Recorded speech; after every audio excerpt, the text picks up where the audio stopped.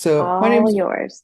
Rob Kauffman. I am the Senior Vice President of Software Engineering at Scientist.com. And one of the groups that I oversee, Software Services, or SoftServe affectionately, are big participants in the Samvera space, which means we do quite a bit of work with Fedora.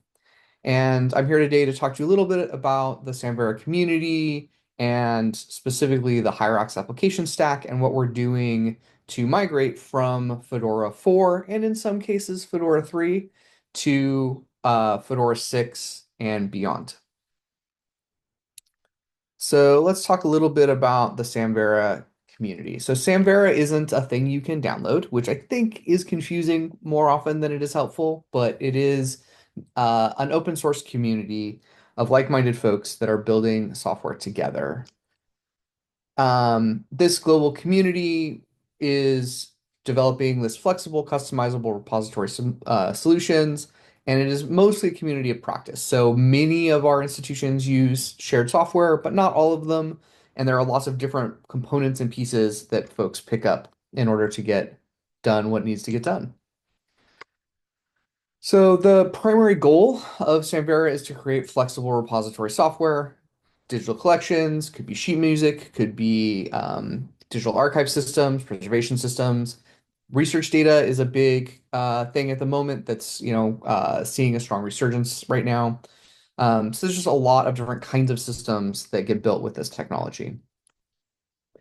The technology is based on Ruby on Rails. We use Solar and Blacklight extensively, mostly Fedora 4 today. So most installs of this tech are targeting Fedora 4.7.5-ish, sometimes with a few little addendums, but there's a lot of feeling of being stuck there. And so there was an effort launched in 2016, 2017 to create a new ORM layer for the technology. So that's the thing that communicates with the data layer.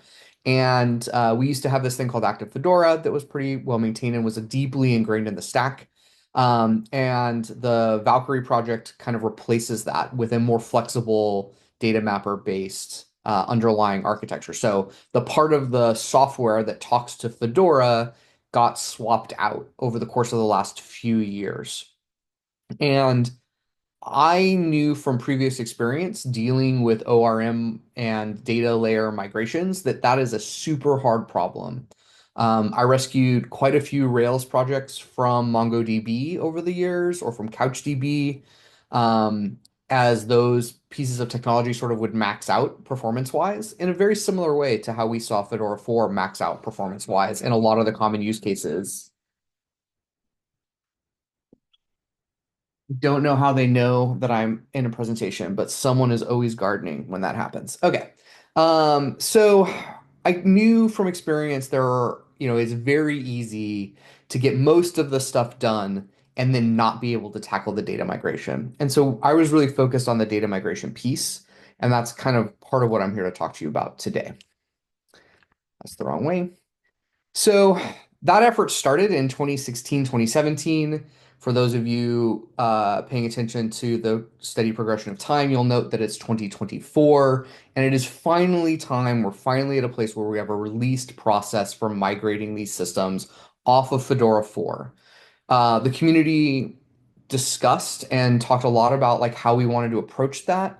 And one of the decisions that got made pretty early on is that we wanted an option between a pure Postgres storage and Fedora 6 storage. So the Valkyrie adapter can be used to actually point at many different backend data stores.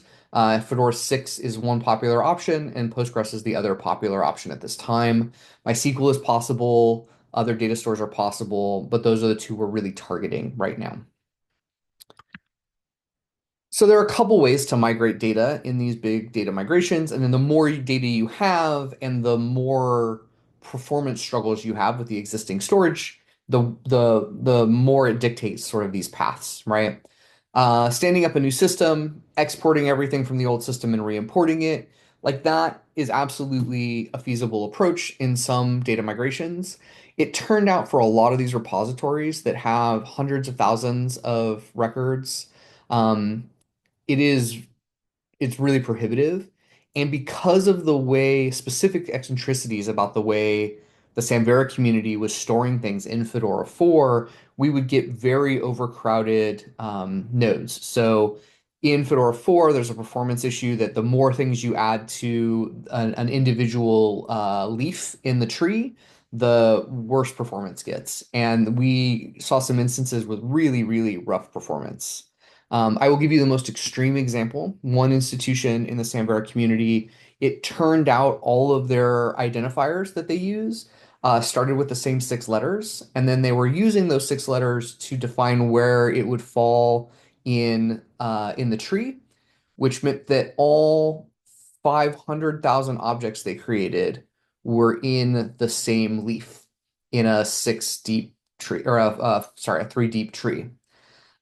Reading a record would take approximately 1 minute, and writing a record would take approximately 2 minutes in a 32 gig dedicated system just running Fedora 4. Like it was completely unmanageable. Excuse me. Getting that data back out meant having a plan that we could really, do something serious to get it out. The other thing that we saw is the existing data migration tools that the Fedora community provides don't work great under that huge structure and would just not, I mean, you could take days to process and then maybe see a single failure or one unaccessible node, and that would prevent the export from happening. So then there's the offline data migration with a hard switchover, or we can do it live. And by doing it live, what I mean is creating an adapter that can read and write from the old data store and can read and write from the new data store. So this pattern is one that I've used several times in the past and is a very useful pattern for this kind of data migration, where you don't really want to take the whole system down. You want people to still be able to put new data in. And so what you do is you say, we're going to write an adapter that goes and looks in Fedora 6 for the item. If it's not in Fedora 6 yet, it goes and looks in Fedora 4 for the item, and it pulls it from there.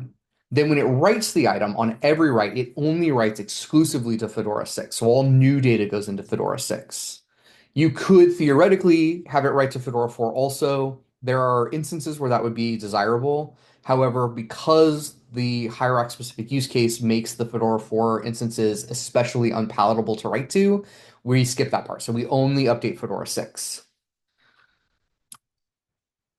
So we'll do it live.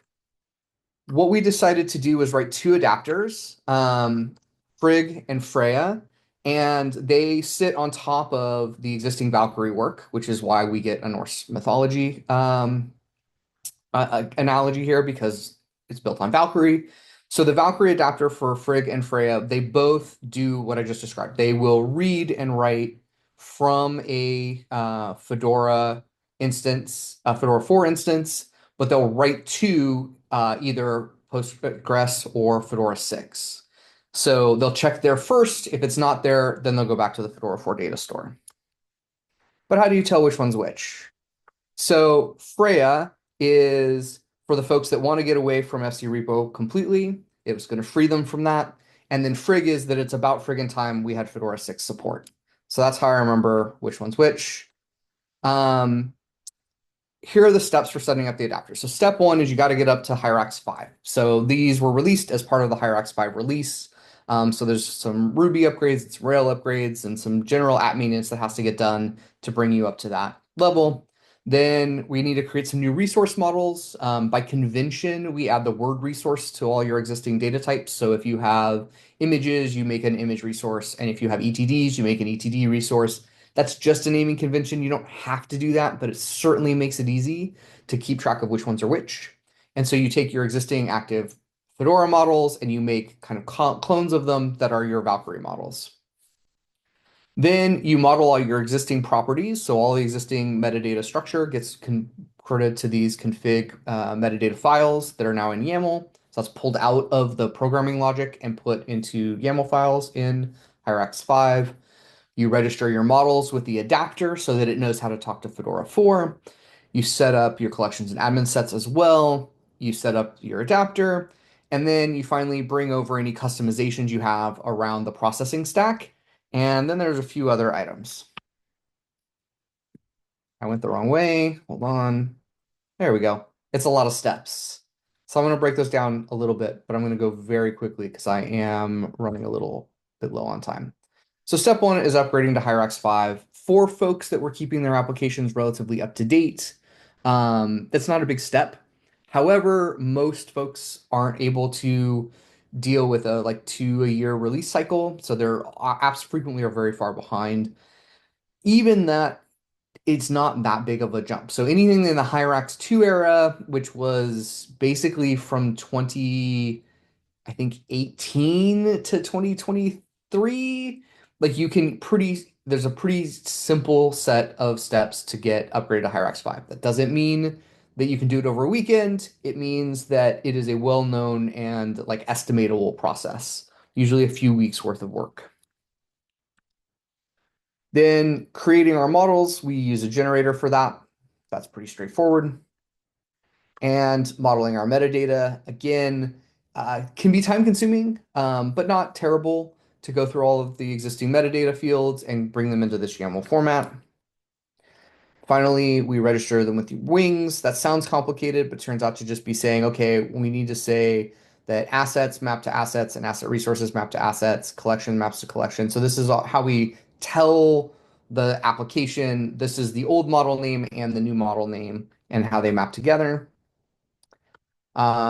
And finally, we do the same sort of setting of, okay, we're now going to use the new collection objects and the new admin objects. We set up our adapter, which is as simple as this invocation here. So we can say that we're going to use Solar as our index. We're going to re-index from Valkyrie, and we're going to use the Freya or Frigg adapters. Then bringing over our existing customization. So in older versions of Hyrax, there was this thing called the actor stack, which was what was used to pre and post process data on ingestion. And that's moved over to transactions in Hyrax 5. So those need to be brought over into transactions. And then there's some other things to check. Are there any before or after model hooks? Some custom logic that's hiding inside your application code somewhere, or any models that have methods specifically that need to be ported over to the new resources. And then we need to check for indexing. Make sure that we're not doing anything super fancy when we convert a object from the Fedora version of the object to the Solar version of the object, because those would also need to be brought into the new system. After that, we can start migrating data.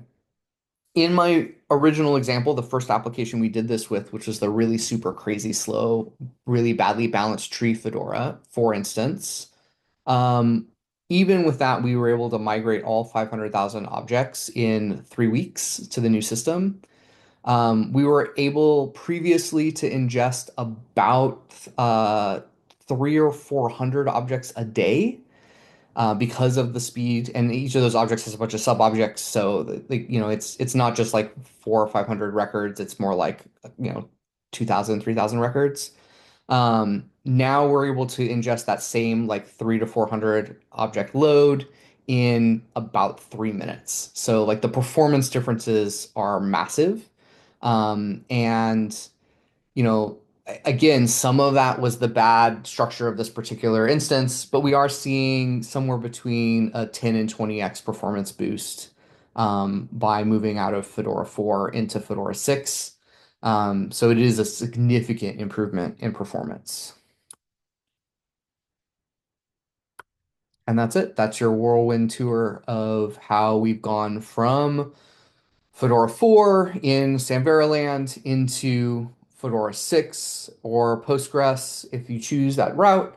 I think the biggest thing to understand is that you can take this live, leave all your data in Fedora 4.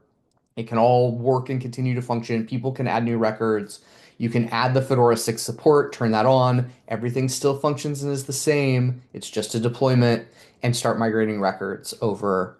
And that can happen while new works are being ingested, while people are accessing the system and using it. There is no like we're going to take the thing offline or we're not going to add new records for 3 weeks kind of time frame here.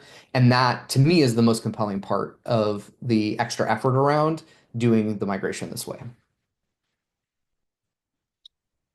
There is a question, maybe similarly related to that, from the Q&A doc, and it just says, "What if an object is being edited while it's being migrated? Could that happen? Do you implement any measures to avoid that?" So because of the way we're doing the migration, the object is read from uh, Fedora 4 and written to Fedora 6. So during a regular write cycle for the object is locked. So if Aaron and I both jump on the same page at the same time and hit edit at the same time and hit save at the same time, whichever one of us got in first is going to get it, and the one who got in second is going to get a message that said, the object was updated by another user. Please apply your edits again. That's fairly rare, but because these things take less than a second to write, they should take microseconds to write, or milliseconds to write. Like that is not super common, but essentially the background process that's reading and writing every record, like I could choose to only run that in the middle of the night if I want to. And I can turn it off and on. I can um, run it for the stuff in our collections that people mostly don't use and wait until, the last second to run the stuff that's being edited frequently. Like I can kind of play with that a little bit if I need to. But fundamentally, the way it would work in the system is if an object was in the middle of being migrated, if it was being read and saved by the backend system, and that happened while you happen to be clicking at save on that page, then you would just get a message that says, "Hey, you need to reapply your changes." Thank you. Hopefully that answers the question there. Emily, you have a question? Yeah, hey Rob, this is Emily from Emory University, and we're starting to work with Hyrax 5 and Fedora 6 right now. And I was just I'm trying to think through kind of our local scenario with we've got probably about 20 terabytes of data in Fedora 4 with Hyrax 3, and we use S3 storage, which is replicated. And so I'm wondering if you it sounds like you've just done a Fedora 6 project, but I'm wondering how that interacting with either we'll have to rewrite the data on directly onto the same S3 bucket, or do we have to kind of double up? Because those, the way the data is stored right now in S3, very different from how the OCFL looks in Fedora 6. So I just Yes. wondered what your thoughts are on that because it's starting to give me a good bit of anxiety. The One of the things I would like to do to improve the migration piece right now is when we're talking about both the originals and the derivatives, is I think that it would be relatively painless to check to see if the derivative exists before we decide to write it, and check to see if the original exists in its sort of new home before we decide to write it. And if we add that little tiny fix to Hyrax, then when you're migrating your data, you can say, oh, I'm going to go read the metadata from Fedora 3 in your case, or Fedora 4, and I'm going to write it to Fedora 6.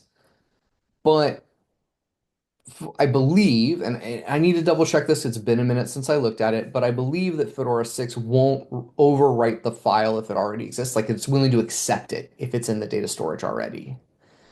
And if that's the Well, case, if Hyrax can accept that, then now you've got a place where you can say, we're going to write a script, and it's not going to be a fast script. It's going to take time to run. That's going to go in and just use S3's tools to rename all those files. Because they're currently named based on their SHA-1, yep. which is something that you know in your metadata records. And you know what they're supposed to be named to if you have access to the metadata record.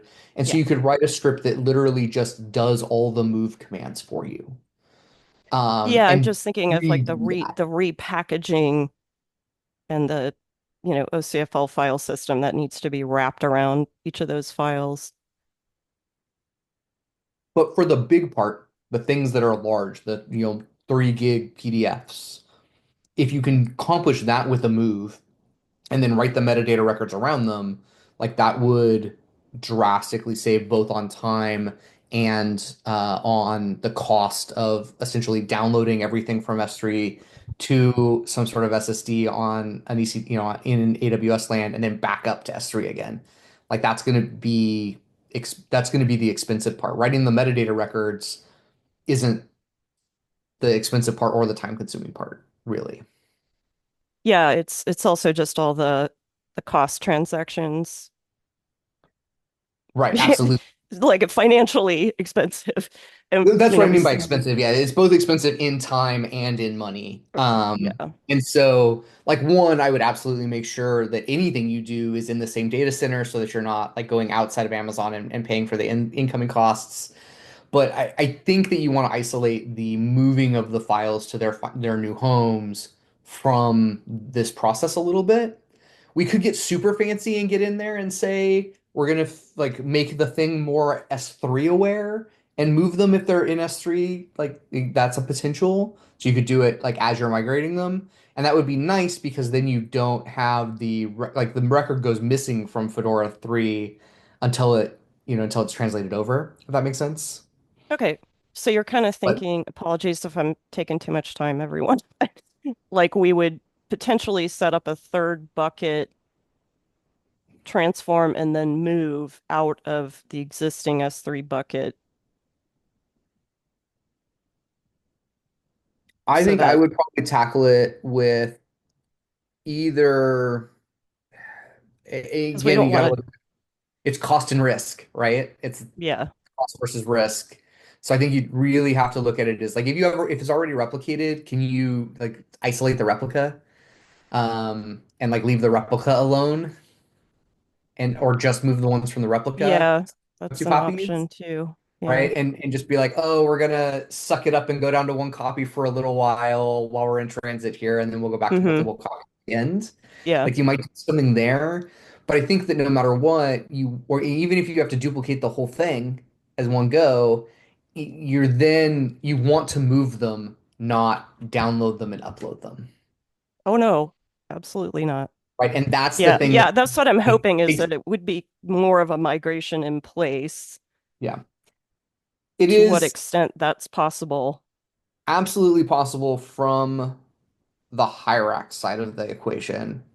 Figuring, I want to, I haven't looked at what it looks like to do that in Fedora 6 recently.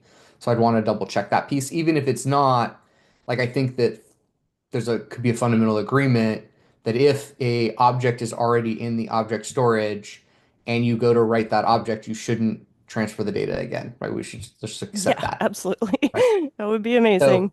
that might be code that has to get written and merged into Fedora 6. I think Hmm. my guess would be that that would be a generally acceptable thing. All right, thank you. There is just another comment in the chat here. I don't know if you have chat open there, Rob, if you wanted to comment on that. Yeah, Ben's talking about sort of this issue that Emily and I were just discussing, which is this idea, could you just use the external binary support? And I agree with you, Ben. Your conclusion here, Ben, is that if you do that, then your stuff isn't in Fedora really, in which case I think you have a very not very. You have a more expensive than it has to be way of storing the metadata. Like I think that a lot of the benefits of Fedora are around fixity checking and storing the binaries and getting the FCL structure and all of those things. And losing that feels like it changes the cost equation a little bit. Tom?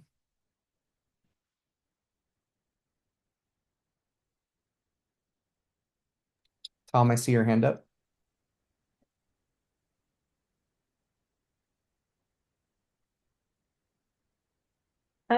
Maybe Tom is still on. Oh, yep, there you go. Muted by force.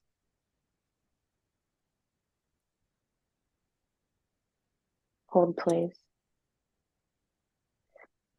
While Tom is getting unmuted, there's a follow-up to Ben's question. Workflow steps described in the presentation documented in more detail.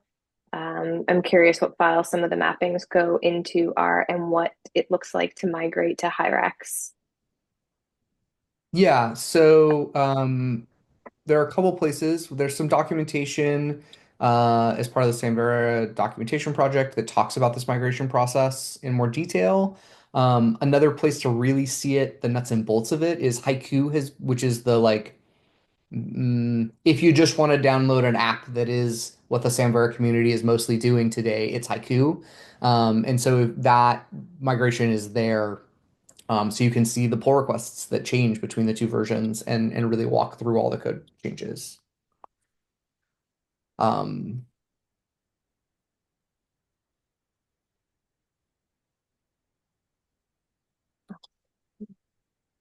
Any other questions while Tom figures out his mic situation?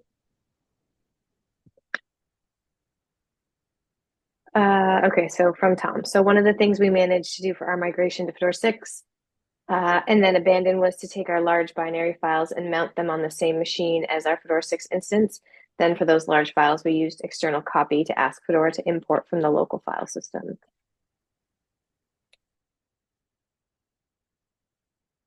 okay. So that is an option then as a way of doing that. Um, that makes the files really fast for sure. I think that in Emily's specific case, she's talking about the the just financial and time costs of pulling them from S3 and putting them back in S3, and that is um, the issue. And I will say that if you move files in S3, but you don't move them from one bucket to another, I know that that is doesn't cost much. It's very, very cheap. I don't know if you move them between buckets, whether that incurs the networking cost or not. So worth considering.